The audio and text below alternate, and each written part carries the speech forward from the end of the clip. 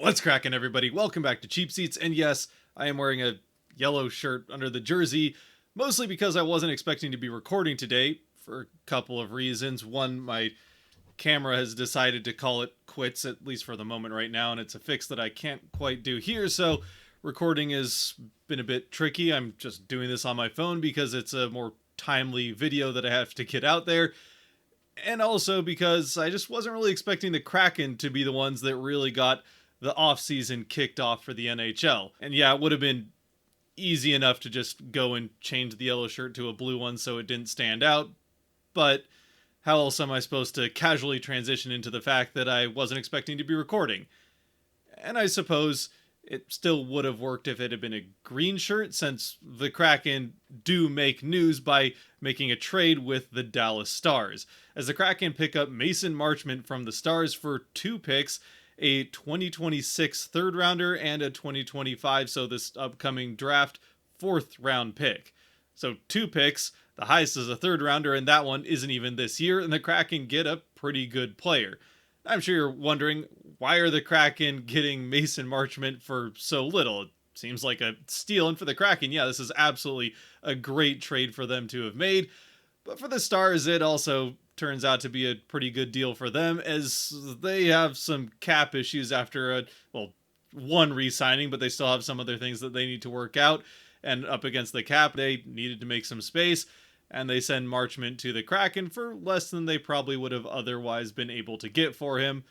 For the Kraken, they're happy to do it. A similar circumstance to how the Kraken ended up getting Oliver Bjorkstrand a few years ago from the Blue Jackets for certainly less than he would have been worth otherwise. So honestly, I do think this is a trade that really is just a win-win for both sides, and certainly more so than that Bjorkstrand trade was a few years ago. The reason that the Blue Jackets needed that cap space, I don't really think turned out to be worth losing Bjorkstrand over, but the Kraken were happy to capitalize. In this particular case, the Stars have and will put that cap space to better use, so that $4.5 million is quite valuable to them, and they get 2 mid-round picks, which more than likely won't amount to anything super meaningful down the road, but it's certainly better than nothing and a good add-on to what they really wanted in that $4.5 million off the books, as they don't retain any of Marchman's contract. But for the Kraken, they get a pretty decent player for fairly good deal, and there's only 1 year left on Marchman's contract, so for the Kraken it's pretty low risk. If things don't work out with Marchman, they don't have to re-sign him, and if things really don't work out and the Kraken are once again traders at the deadline, they more likely than not will be able to flip Marchman for more than what they paid to get him in the first place. Though obviously we're hoping that it never gets to that point. Hopefully the Kraken aren't selling again at the deadline. Hopefully they're actually buying at the deadline and pushing to get into the postseason for the second time, and the first time now in a few years. In order to do that, they're going to have to be better, significantly better than they have been these last 2 years, where they've ended up picking now 8th in back-to-back drafts. So things not going well, and Marchment does put them at least one step in the right direction of becoming that better team and getting closer to a postseason appearance. The newly 30-year-old, and I do mean newly 30-year-old, he just turned 30 a couple days ago on the 18th, so happen to be watching. Happy birthday, Mason. 6'5", 212-pound, as listed on Hockey Reference. Left shot forward. Got his NHL debut with the Toronto Maple Leafs back in the 2019-20 season, where he only played 4 games, but then started to play a little bit more at 25 and 26 with the Florida Panthers, before eventually moving over to Dallas, where he has been for the last 3 seasons. In those 6, or at least part of 6 seasons of experience, he has played in now 302 NHL games, where he's put up 76 goals and 113 assists for a total of 189 points. And also, notably, the 22 goals and 25 assists for 47 points that he had last season in just 62 games, even aside from the pace that would have put him on, would have put him 3rd in Kraken scoring, behind McCann with 61, Stevenson with 51, and Schwartz with 49, and they all took 78 plus games to get there. Meanwhile, Marchment's pace of putting up those 47 points in 62 games would have put him right at the top of the list for Kraken as far as scoring is concerned. Now, we're not necessarily expecting him to score at the same rate coming to Seattle, especially in a more defensively focused system that we're expecting from the new coach in Lane Lambert. But the point is, there is some scoring coming with Marchman. Even if that's not necessarily the full reason that the Kraken went out and got a guy that generally is a middle six forward and is going to play. I mean, for the Kraken, we can talk about whether he's a second or a third line forward, but he's going to play a much more grinding physical role. And I mean, that size at 6'5", over 200 pounds certainly points in that direction. It'll help the Kraken get on the forecheck. And anybody that is familiar with Mason Marchment, which for Kraken fans we probably are, considering the Stars are one of two teams that Kraken have played more than any other team in the NHL, he is not afraid to throw around his body and, well, as we'll get to, sometimes even throw it in places that aren't at opposing players. It is for those reasons that I decided to leave up the penalty minutes that he has, because this is a player that will frequently find his way to the penalty box.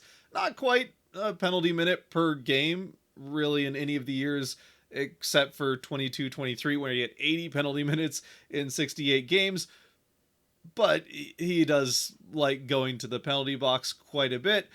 And otherwise, again, kind of a middle six, getting about 15 minutes of ice time per game. That might go up a little bit in Seattle, depending on what his role is, whether they look at him as kind of a third liner, and we can talk about where he maybe sits in the current Kraken roster, though I don't think the Kraken are done. There's going to be some more moves made, so it might all be academic at the end of everything once the dust settles on this offseason for the Kraken. If he's second line, probably sees a little bit more than that 15 minutes. If it's third line and he is going to be more of a shutdown physical type of player, then with some scoring upside, then yeah, probably around that 15 minutes is what we could expect. And again, you can definitely see that that physical side of his game shows up with the hit totals. Hits are not necessarily the most perfect stat, and we get into that at a different time, but he puts up more than a hit per game in every season he's played in the NHL, except for his first one, where he just had the 3 hits in those 4 games he played at the age of 24 with the Leafs. But over 100 hits in 2 seasons, and even this last year, 79 hits in those 62 games. So a very physical and big forward, which the Kraken have one of the smaller forward groups, or had one of the smaller forward groups in the NHL. So Marchment definitely brings a little bit more toughness to the Kraken forward group. And as far as some of the more advanced stats are concerned, they also tend to point to the fact that he is a pretty good all-around player. Corsi forward percentage looks pretty good. Teams tend to play with the puck when he's on the ice. Well over 50% in each of the seasons that he played significant time in the NHL. And as far as expected plus-minus is concerned, again, pretty good there. Couple seasons, including this last one where he was a little bit in the negative, but certainly some big seasons in the positive, including getting some Selke votes in the 21-22 season, where you have that plus 17.4. I mean, he still ended up 18th in the Selke voting, so it's not like he was threatening to win the Selke, but a player that can definitely contribute at both ends of the ice. Of course, with that being said, at the same time, it does depend somewhat on where you like going to get your advanced stats from and how much you lean into different ones. As far as Dom Luszczyszyn's model is concerned, it didn't necessarily love the defensive side of Marchment's game from this last season, though it did like how he played in the playoffs a little bit better defensively. He did not really contribute very much offensively whatsoever to the Stars' playoff run.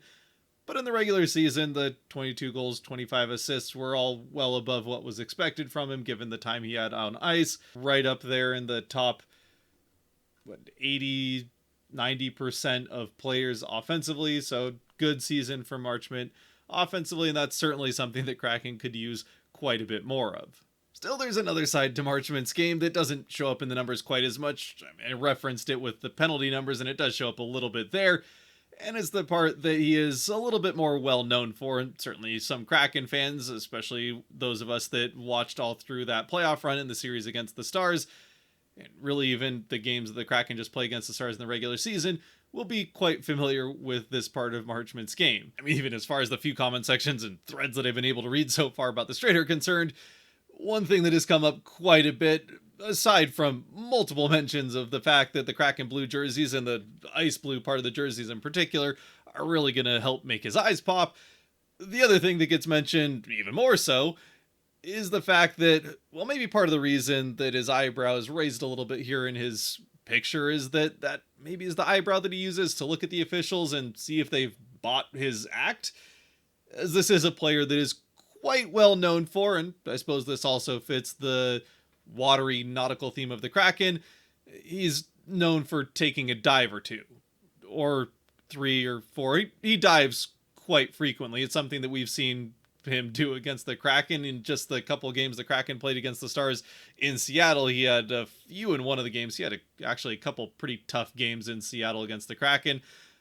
Either way, it's something that we're just going to have to learn to deal with Marchman. It kind of comes with the territory. This is a guy that is certainly fits the category of a pest, a well-known pest in the NHL, and the diving is kind of part of that territory. Now, as far as what the value of having a pest on your team is, specifically a large pest that likes to hit players and push the boundaries here and there, well, we did just see a team that almost half their roster is the pest category of player win the Stanley Cup for a second year in a row.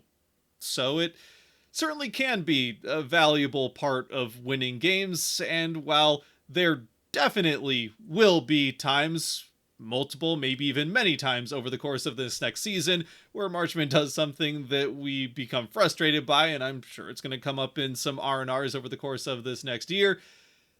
The other thing that it does is it also serves to frequently, and hopefully more frequently, annoy and frustrate the opposing team and hopefully knock them off their game a little bit, at least mentally, if not literally physically. So all in all then, once again, I do think this is a very solid trade for the Kraken. I would even go so far as to say it's a very good trade for the Kraken. Sure, it's not a superstar type of player, not a blockbuster trade necessarily.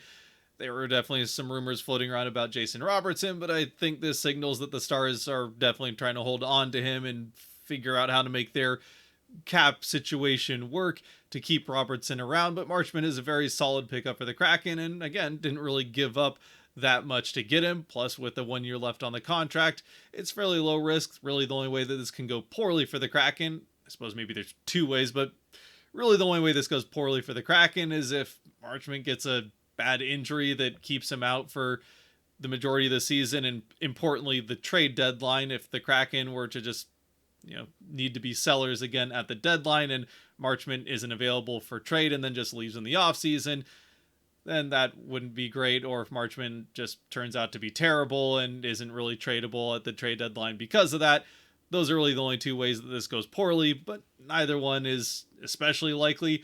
So for the Kraken, it's a low risk with potentially a fairly high reward. Maybe not a huge ceiling. It's still a guy that's not likely to score much more than 20 goals, 22 in each of the last two seasons.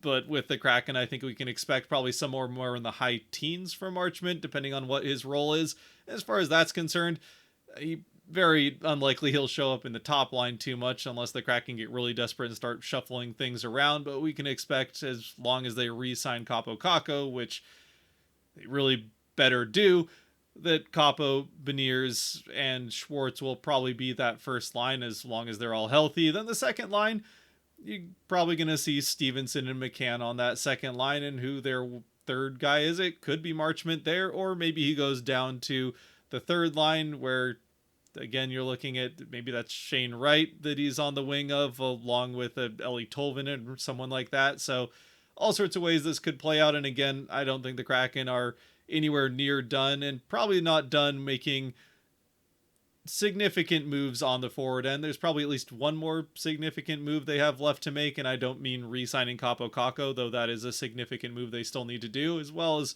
re-signing Ty Cartier if they plan on doing that, though I don't really even know if Cartier is a lock to make the roster next season.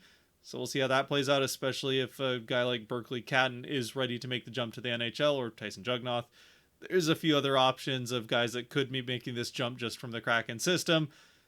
But for Marchman, I think we can expect certainly a middle six role from him, and hopefully somewhere in the high teens to maybe pushing 20 goals and somewhere 20 to 25 assists. Anyway, with all that having been said, let me know what you think down in the comment section below about this trade.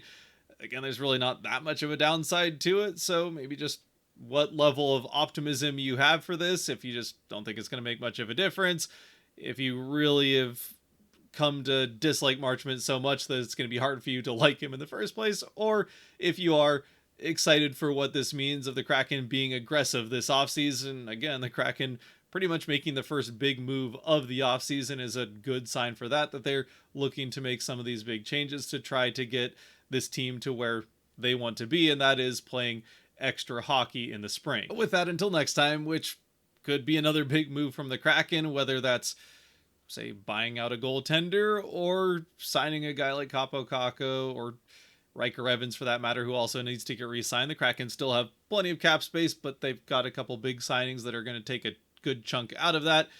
There's plenty more moves that the Kraken could make, and if they don't make them by the draft, maybe it'll happen then, and it'll just be all the news all at once. But with the draft coming up, a reminder, I will be streaming for that. So until next time, whether that's the draft stream or the next big move for the Kraken, stay safe out there, be good to each other. God bless, and go Kraken.